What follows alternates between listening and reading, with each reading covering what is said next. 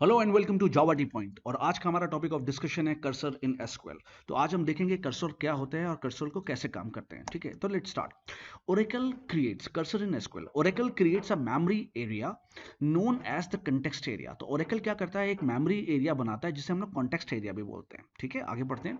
For processing of SQL statement, तो जो SQL statement हम जो सेलेक्ट करते हैं ना, उनको प्रोसेसिंग के लिए एक मेमोरी एरिया की जरूरत होती है, which contains all the information needed for processing the statement. और उस मेमोरी एरिया के अंदर प्रोसेसिंग करने के लिए सारी इंफॉर्मेशन होती है। For example the number of rose processed etcetera, कि कितनी रो प्रोसेस हो गई, क्या क्या हुआ, क्या क्या नहीं हुआ, वो सारी चीजें होती है। तो मैं एक बार फिर से रिपीट करता हूँ। Oracle creates a memory area. Oracle एक मेमोरी एरिया बनाता है नोन एज कॉन्टेक्स्ट एरिया, जिसे हम लोग कॉन्टेक्स्ट एरिया कहते हैं। क्या करने के लिए? For processing and SQL statement, SQL statement की प्रोसेसिंग के लिए, which contains all the information needed for processing the statement. For example the number of rose processed etcetera. Cursor, अब आती बात कर्सर क्या है। तो अभी तक तो ओरेकल क्या करता है ये पढ़ा, लेकिन कर्सर क्या है? Cursor is a pointer to this context area. तो ये जो हम कॉन्टेक्स्ट एरिया की बात कर रहे थे, उसी का जो पॉइंटर है।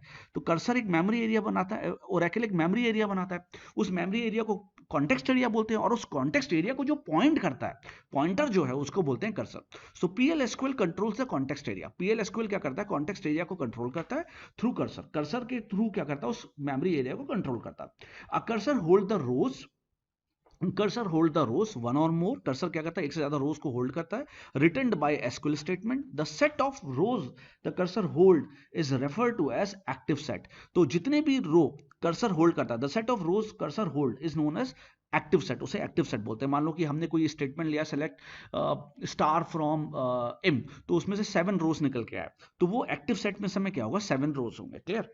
और कर्सर क्या होता है? पहले बात फिर से मैं बता, ओरेकल एक मेमोरी एरिया बनाता है, मेमोरी एरिया बनाता है। इस मेमोरी एरिया को क्या बोलते हैं? Context area. कॉन्टेक्स्ट एरिया बोलते हैं। और इस कॉन्टेक्स्ट एरिया में जो पॉइंटर होता है, जो इस कॉन्टेक्स्ट एरिया का जो पॉइंटर होता है, उसी को क्या बोलते हैं? Cursor. You can name a cursor so that it could be referred in a program. आप कर्सर का नाम दे सकते हैं ताकि हम उसको प्रोग्राम में रेफर कर सके। To fetch and process the rows, ताकि हम रोज को फेच कर सके और प्रोसेस कर सके। रिटर्न बाय, जो किसने रिटर्न किया एसक्यूएल स्टेटमेंट में, वन एट अ टाइम, एक एक करके। There are two type of cursors, दो तरीके के कर्सर्स होते हैं, देखे जरा। Implicit and explicit. तो पहला होता है इम्प्लिसिट और दूसरा होता है एक्सप्लिसिट। ठीक है, तो कर्सर क्या होता है, फिर मैं बता रहा हूँ। ओरेकल एक मेमोरी एरिया क्रिएट करता है। उस मेमोरी एरिया को क्यों क्रिएट करता है? एसक्यूएल स्टेटमेंट को प्रोसेस करने के लिए, और उस प्रोसेस करने के लिए जहां पर वो जो पॉइंटर होता है, उसी पॉइंटर का नाम होता है कर्सर। दो तरीके के कर्सर है, इम्प्लिसिट और एक्सप्लिसिट। लेट्स स्टार्ट, आगे बढ़ते हैं। इम्प्लिसिट कर्सर क्या है? तो इम्प्लिसिट कर्सर, जैसा नाम बता रहा है, implicit cursor are automatically created, नाम ही है इम्प्लिसिट, तो ये अपने आप बनता है। Automatically created by Oracle whenever SQL statement is executed. जब भी हम कोई एसक्यूएल स्टेटमेंट एग्जीक्यूट कर रहे होते हैं ना, तो क्या हमें हमेशा कर्सर बनाने की जरूरत है? नहीं, तो ऑटोमेटिकली कुछ कर्सर बन जाता है। तो वो जो कर्सर बन जाता है उसे बोलते हैं implicit cursor. When there is no explicit cursor, जब कोई एक्सप्लिसिट कर्सर नहीं है। When there is no explicit cursor for the statement, जब कोई एक्सप्लिसिट कर्सर नहीं है तो इम्प्लिसिट बन जाता है। Programmers can not control implicit cursor, मतलब इम्प्लिसिट कर्सर के ऊपर प्रोग्रामर का कोई कंट्रोल नहीं है। एंड द इंफॉर्मेशन इट, ना ही उसके अंदर की इंफॉर्मेशन पे उसका कोई कंट्रोल है। अब एग्जांपल देखते हैं। वेन एवर डीएमएल स्टेटमेंट, जब हम लोग कोई डीएमएल स्टेटमेंट इंसर्ट या अपडेट या डिलीट इशू करते हैं, and implicit cursor is associated, तो उसी समय इम्प्लिसिट कर्सर उसके साथ एसोसिएट हो जाता है with this statement, in statements के साथ। फॉर इंसर्ट, अगर मैं इंसर्ट ऑपरेशन की बात करूं, the cursor hold the data that to be inserted. भाई अब सोचो ना, मुझे इंसर्ट करना है। अब एक अपने टेबल के अंदर, एक मेरा टेबल है, ठीक है, इस टेबल के अंदर 3 कॉलम है। एक कॉलम है रोल नंबर, एक नंबर है नेम, और एक है एड्रेस। अब उसके अंदर मुझे वैल्यू इंसर्ट करनी है 1 जॉन और GZB।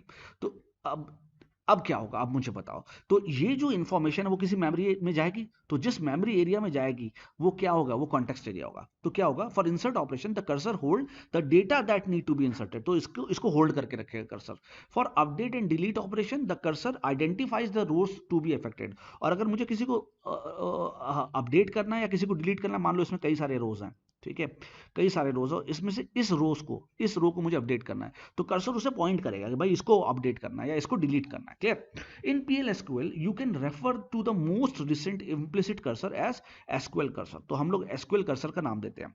पीएल एसक्यूएल में अगर हम लोग इम्प्लिसिट कर्सर का नाम दें तो उसका नाम है SQL cursor, which always has attribute, जिसके अंदर कुछ एट्रीब्यूट्स है। अब क्या क्या एट्रीब्यूट्स है? बहुत इंपॉर्टेंट। एक है परसेंटेज फाउंड, एक है परसेंटेज इज ओपन, एक है परसेंटेज नॉट फाउंड और एक है परसेंटेज रो काउंट। तो याद रखना कुछ हमारे एट्रीब्यूट्स हैं, इनको अभी हम लोग पढ़ेंगे। Percentage found, percentage is open, percentage not found and percentage row count. तो चलो स्टार्ट करते हैं, देखते हैं परसेंटेज फाउंड का क्या मतलब है। परसेंटेज फाउंड कह रहा है percentage found returns true, percentage found true return करता है इफ इंसर्ट अपडेट और डिलीट स्टेटमेंट अफेक्टेड वन और more rows of select into statement. Clear. अब हमने क्या किया, परसेंटेज फाउंड अगर ये ट्रू कब रिटर्न करेगा, जब इंसर्ट अपडेट या डिलीट ने कुछ अफेक्ट किया है, मतलब कुछ मिला ना। मान लो हमने लिखा इंसर्ट और इंसर्ट हुआ ही नहीं, हमने लिखा अपडेट और अपडेट हुआ नहीं, और डिलीट लिखा डिलीट हुआ नहीं, तो परसेंटेज फाउंड में क्या आएगा, कुछ भी नहीं आएगा। लेकिन अगर तब वो फॉल्स रिटर्न करेगा। लेकिन अगर कुछ काम हुआ है तो वो क्या रिटर्न करेगा, ट्रू रिटर्न करेगा। ठीक है। Rows into select into statement return one और मोर रोज। ठीक है, फिर वो जो भी रोज रिटर्न हो, otherwise it return false. Otherwise वो क्या करेगा, अगर कुछ काम हुआ है तो ट्रू रिटर्न करेगा, अदरवाइज फॉल्स रिटर्न करेगा। परसेंटेज नॉट फाउंड उल्टा है फाउंड का। The logical opposite of percentage found is percentage not found. क्या है मतलब, it returns true if insert update और डिलीट स्टेटमेंट अफेक्ट नो रोज। अगर हमने इंसर्ट किया, अपडेट किया, डिलीट किया और कुछ भी नहीं हुआ तो हम क्या रिटर्न करेंगे, ट्रू। हम काम ही चेक ही क्या करें, क्या कुछ नहीं हुआ, हाँ कुछ नहीं हुआ। और select into statement return no rows, या सेलेक्ट इनटू स्टेटमेंट हमें कोई नो रोज रिटर्न कर दी तो हम कहेंगे हाँ कि कुछ नहीं हुआ। अदरवाइज ये क्या रिटर्न करेगा, फॉल्स। अगर मान लो कुछ हो गया तब ये फॉल्स रिटर्न करेगा। तो जस्ट अपोजिट है, नंबर वन का अपोजिट क्या है, number two. Clear. Number one जो हमारा है परसेंटेज फाउंड, इसका अपोजिट क्या है, नंबर टू। अब चलो, is open always return false for implicit cursor. मैंने अभी अभी बताया आपको कि इम्प्लिसिट कर्सर को आप टच नहीं कर सकते, प्रोग्रामर टच नहीं कर सकता। तो उसको हम ओपन कैसे करेंगे, ओपन तो वो अपने आप ही होगा ना। तो always return false for implicit cursor because, क्यों, Oracle close the SQL cursor automatically. क्योंकि ओरेकल जो ये जो एसक्यूएल कर्सर है ना, इसे ये जो इम्प्लिसिट कर्सर इसे अपने आप ही बंद करेगा, आपको जरूरत नहीं इसको ओपन और क्लोज करने की। After executing it associated SQL statement, उसकी जब वो एसोसिएटेड एसक्यूएल स्टेटमेंट को वो प्रोसेस कर देगा तो वो अपने आप बंद कर देगा, आपको कुछ करने की जरूरत नहीं है। ठीक है। Percentage row count, row count का क्या मतलब है, delete sorry returns the number of rows affected by insert update and delete. अब अगर इंसर्ट स्टेटमेंट ने 5 हमने इंसर्ट कर दिया, या 4 लोगों को डिलीट कर दिया, या 3 वैल्यूज अपडेट हो गई, तो रो काउंट वो करेगा 4। अगर 4 रो अपडेट हुई तो 4 रिटर्न करेगा। और return by select into statement. Clear. तो ये 4 जो इसके एट्रीब्यूट्स थे उनको आपको ध्यान रखना है। अब आती है बात आगे की, आगे चलते हैं।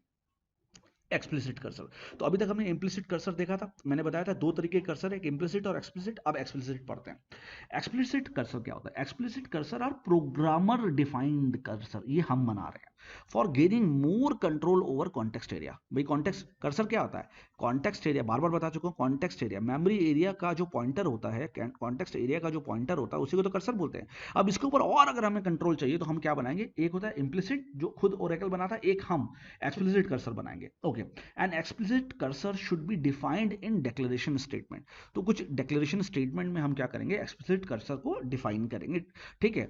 इन PL/SQL block it is created on, कैसे कैसे क्रिएट करते हैं, सेलेक्ट स्टेटमेंट के ऊपर क्रिएट करते हैं। Select, it is created on select statement which returns more than one row. तो हमेशा याद रखना हम लोग कैसे डिक्लेयर करेंगे किसको, कर्सर को, किसके ऊपर, सेलेक्ट स्टेटमेंट के ऊपर।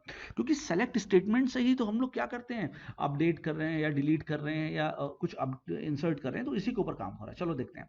The syntax for creating an explicit cursor, explicit cursor बनाने का जो सिंटेक्स है वो ये है, कर्सर, कर्सर का नाम पहले लिखेंगे कर्सर, फिर लिखेंगे कर्सर का नाम, फिर इज, इंपॉर्टेंट इज, फिर जो सेलेक्ट स्टेटमेंट आपको लगानी है वो लगाएंगे आप। Clear. Working with N explicit cursor include the following step. अब आती है बात, अगर हम एक्सप्लिसिट कर्सर पे काम कर रहे हैं तो कितने स्टेप्स लगते हैं, ये इंपॉर्टेंट बात है। क्लियर। पहले बात तो आपको सिंटेक्स समझ में आया, मैं पहले बोलूँ, सबसे पहले आप लिखोगे कर्सर, फिर आप लिखोगे कर्सर का नाम, फिर लिखोगे इज, फिर लिखोगे सेलेक्ट स्टेटमेंट। अब क्या बोल रहा है कि अगर हम एक्सप्लिसिट कर्सर पे काम कर रहे हैं तो हमारे फॉलोइंग स्टेप्स लगते हैं। क्या क्या स्टेप्स हैं, पहला देखो, declaring the cursor for initialising the memory. सबसे पहले हम लोग क्या करेंगे, कर्सर को डिक्लेयर करेंगे ताकि हम लोग मेमोरी इनिशियलाइज कर सके। क्यों, क्योंकि कर्सर क्या है, कॉन्टेक्स्ट एरिया का पॉइंटर ही तो है, मेमोरी का ही तो पॉइंटर है। तो हमें डिक्लेयर करेंगे कर्सर को बताने के लिए कि भाई मेमोरी इनिशियलाइज करो। चलो ओके। दूसरा काम, अब उसको ओपन करेंगे, open the cursor for allocating the memory. Memory को अब हम ओपन कर देंगे। क्लियर। कर्सर फॉर एलोकेट, अब हम मेमोरी को एलोकेट करेंगे। क्लियर। फिर फैचिंग द कर्सर, अब कर्सर को हम फैच करेंगे, फैचिंग the cursor for retrieving the data. अब कर्सर में डेटा आ गया, अब उसको फैच करेंगे ना। सबसे पहले मेमोरी एलोकेट, पहले मेमोरी इनिशियलाइज की, डिक्लेयर किया, इनिशियलाइज किया मेमोरी, फिर उसको एलोकेट की मेमोरी, फिर क्या किया, कर्सर मेमोरी में डेटा आ गया, फिर उसको फैच किया, और उसके बाद क्लोज द कर्सर। अब कर्सर को क्लोज करेंगे ताकि हम वो जो मेमोरी हमने यूज की थी उसको रिलीज कर दें। क्लियर, ये काम हम करेंगे। चलो आगे बढ़ते हैं। अब ये चारों पार्ट, ये जो चारों हमारे जो पार्ट थे हमने देखे थे, working and with explicit cursor include following step. तो ये चारों स्टेप्स को हम लोग एक एक करके पढ़ते हैं। पहला स्टेप, डिक्लेयरिंग द कर्सर। अब कर्सर को डिक्लेयर करना है, तो कैसे करेंगे डिक्लेयर कर्सर? तो declaring the cursor defines the cursor with name. जब हम कर्सर को उसके नाम से डिफाइन करते हैं ना, तो उसका मतलब होता है डिक्लेयरिंग। एंड एसोसिएटेड मैंने किससे होता है? सेलेक्ट स्टेटमेंट से एसोसिएट होगा। चलो क्या करेंगे, कर्सर जैसे मैंने बताया, फिर कर्सर का नाम सी कस्टमर्स हो गया, इज हो गया, सेलेक्ट जो हम लिखते हैं select ID name address from customers, मतलब कस्टमर मेरा एक टेबल है जिसमें से ये उसके कॉलम है, ठीक है, उसके ऊपर मैंने क्या बनाया, कर्सर बनाया, और वो किसके ऊपर लग रहा है, इस सेलेक्ट स्टेटमेंट के ऊपर लग रहा है। तो ये हो गया हमारा डिक्लेरेशन पार्ट। अच्छा, ओपनिंग द कर्सर, आप कर्सर को ओपन करना है ताकि मेमोरी एलोकेट करे, ठीक है। तो opening the cursor allocate the memory, जैसे मैंने बताया ओपनिंग कर्सर क्या करता है, एलोकेट करता है मेमोरी को for the cursor and make it ready to fetch the rows. उसके बाद क्या करेगा, मेमोरी को रोज को फेच करेगा। Written by the SQL statement, for example we open the above defined cursor as, हम ओपन कैसे करेंगे, लिखेंगे ओपन और फिर कर्सर का नाम, तो उससे क्या होगा, कर्सर ओपन हो जाएगा। अब हम फेच करना शुरू करेंगे, फेच करेंगे तो फेच कैसे करेंगे, fetching the cursor involves accessing one row at a time. अब एक्सेसिंग का मतलब क्या है, एक रो उठाई, फिर दूसरी रो उठाई, फिर तीसरी रो उठाई, एक एक रो करके उठाते रहेंगे। For example we will fetch rows from above opened cursor as follows. कैसे फेच करेंगे, फेच, ठीक है, सी कस्टमर्स, कस्टमर हमारा कर्सर का नाम था, इनटू कहां फेच करेंगे, सी आई डी, सी नेम और सी एड्रेस। तो हम ये जो हमने बनाया था ना, हम क्या सेलेक्ट क्या कर रहे हैं, आईडी नेम और एड्रेस, और इसको फेच कहां करा रहे हैं, सीआईडी में, नेम में, और कहां पे, एड्रेस पे, इसको यहां फेच करा दे रहे हैं। तो फेच करो इस जगह। फिर क्लोजिंग कर्सर, तो जैसे ओपन कर रहे थे ओपन के लिए ओपन लिख रहे थे, क्लोज के लिए सिर्फ क्लोज लिखेंगे। तो क्लोजिंग क्या करेगा, वो जो मेमोरी हमने एलोकेट की थी उसे क्या कर देगा, रिलीज कर देगा, बस इतना ही। ओके तो अब हम लोग ये देखते हैं, तो लेट्स स्टार्ट। अब हमने ये देखा कि हमने सबसे पहले क्या किया, डिक्लेयर किया, डिक्लेयर सेक्शन में गए। ओके, सबसे पहले डिक्लेयर सेक्शन में क्या करते हैं, कर्सर का नाम देते हैं, तो कर्सर, और कर्सर का नाम दिया सी इम्प। फिर मैंने क्या, इस सेलेक्ट, जो मैं आपको बार बार बता चुका हूं, क्या सेलेक्ट करना है, ई आई डी और ई नेम, कहां से, फ्रॉम इम्प से।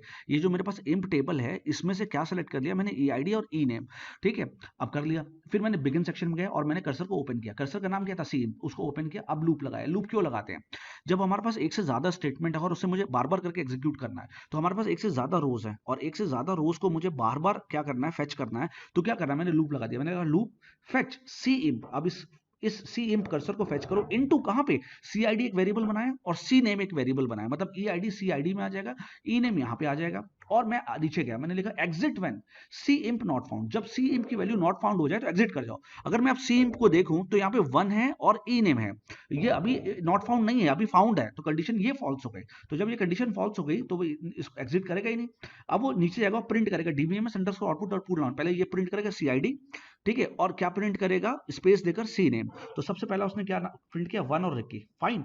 अब दूसरी बार जब आएगा, अभी लूप एंड तो हुआ नहीं, फिर ऊपर गया, अब उसने सी आई डी और सी नेम फिर से निकाला, अब क्या आ गया, ये और ये सी आई डी और सी नेम ये आ गया। अब इसमें क्या किया उसने, फिर चेक किया क्या एम्प्टी तो नहीं एम्प्टी नहीं, तो फिर उसने दूसरा प्रिंट किया, फिर तीसरा, फिर चौथा, फिर पांचवा। फिर अगली बार जब गया तो जब उसने सीआईडी और सी नेम का फेच किया तो अब यहाँ पे कुछ भी नहीं था। जब यहाँ पे कुछ नहीं था तो ये कंडीशन क्या हो गई, अब ये कंडीशन क्या हो गई, ट्रू हो गई। और जैसे ये कंडीशन ट्रू हो गई तो वो लूप से बाहर आ जाएगा, क्लियर, और लूप से बाहर आके क्लोज करेगा सी एम को और एंड कर गया। तो ये था ओवरऑल कर्सर है क्या। तो अभी तक के लिए बहुत बहुत धन्यवाद, thank you so much for watching Java T Point. Please like, subscribe and share the channel. Thank you so much. Thank you.